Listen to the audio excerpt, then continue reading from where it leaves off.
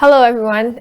Today I would just like to share with you a few things that I learned from a training that I listened to on prosperity and the principles of prosperity. It was an acronym that spelled out the word prosperity, but then these are just a few key points that stood out to me from each one. And the first thing that I want to share is about taking 100% accountability for the results that you have in your life. I know some of us, we have results that might not be desirable, and what we tend to do naturally is either blame ourselves, blame our circumstances, or blame other people for those results. And while you might have been exposed to an environment that helped shape the behaviors that created those results, or you might have heard limiting beliefs, like people expressing limiting beliefs around you about certain things, and then you adapted those and you kind of formed it into your own identity.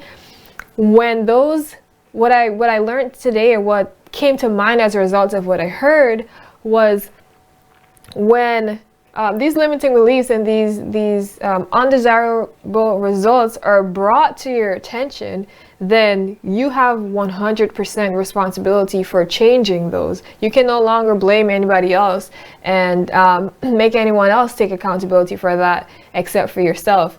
And so God has provided us with an abundance of tools and resources that we can use to be able to change anything in our life.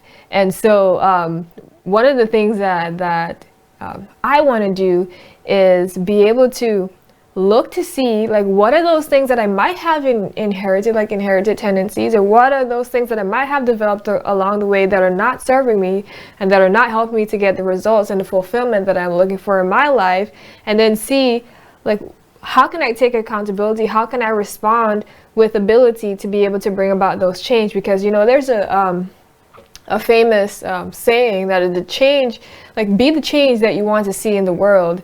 And so I know that anything that's going to happen in my life, it starts with me taking that first step and taking responsibility for my actions, taking accountability for the results that I have in my life. And so that is the first thing that stood out to me in the training on prosperity. And something else along similar lines that was shared is he was saying to change what you listen to.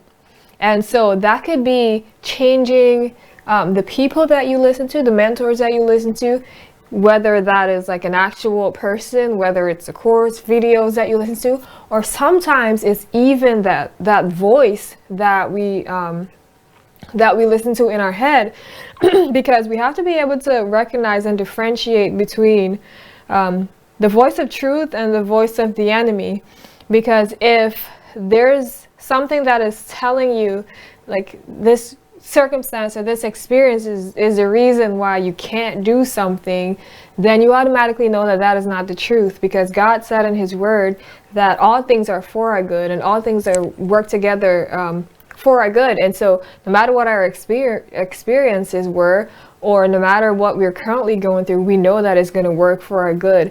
And we know that it's something that we can use, and a tool that God is using to develop us and to help us to develop others. And so change what you listen to, because what you listen to will definitely diminish your chances of fulfillment if it is not aligned, if it's not in alignment with your assignment, as Enoch likes to say. And so that's something that something else that stood out to me.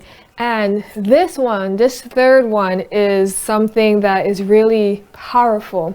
And it was along the lines of this is, again, when I hear these principles and I hear these points being shared, there's things that come to my mind as a result of what I hear. And so it might not be a direct quote, but he was saying, you're not your past problems.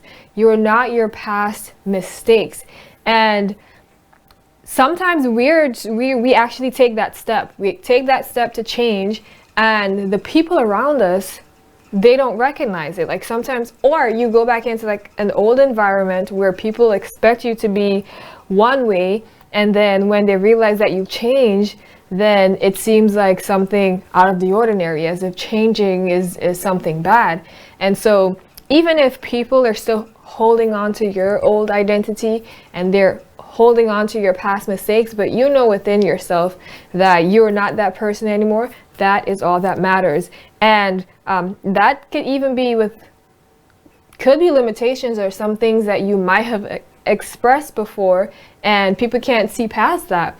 But you're not your past mistakes, you're not your past problems. Your problems are, like I was mentioning earlier, your problems are actually what qualifies you to be in the position that you are right now, being able to serve the people that you're serving right now, and fulfill your God-given assignment on this earth. And so contrary to popular belief, your past problems, your past mistakes do not disqualify you from making an impact in this world. And so that is something that really stood out to me. And then the last thing that I'm going to share is about expectations, because expectations are so powerful. It's really strongly intertwined with faith. And so if God has laid out in his word, he said that abundance, first of all, abundance is our birthright. That's something else that stood out, but abundance is our birthright. He said that all things work together for good. He said he will never leave us nor forsake us. He provide all of our needs. Then why is it that we have such a hard time accepting that and going forward in faith and just being all that we can be, right? And so if we expect God to not come through on his word, then we're going to act accordingly.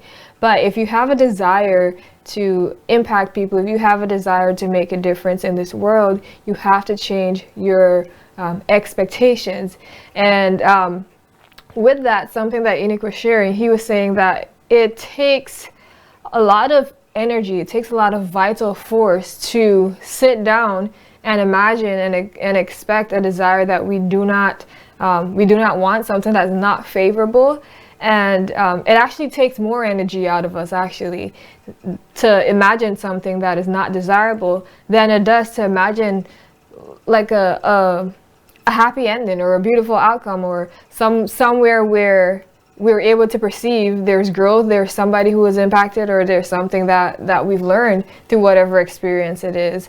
And then I was talking with two members of my team today, and one of the ladies, she was sharing, she said, like with one of the examples that she gave us with going live, like creating live videos, she said, there is nothing that is stopping us. Like we have 100% ability to just go live, but what we do is we spend a lot of time thinking of all the things that could go wrong instead of everything that can go right, or the people that need to hear that message, which is really, if you really think about it, it's kind of selfish, like for you to not go live, for you to not share the things that you're learning, because the message is not just for you.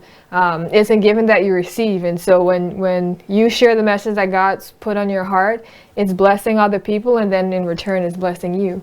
And so there was just a lot of nuggets that I've learned today from this training on prosperity, the 10 principles of prosperity. I just wanted to share a few of them with you. And so if you like this video, or if there's something that resonates with you, I encourage you to comment down below and share the video with someone that you think will benefit from it. And I look forward to sharing more with you as I go along my journey, as I'm learning and I'm growing. I want to do my best to share. So thank you for watching. And again, if you like the video, share it with someone. And I'm looking forward to reading your comments down below.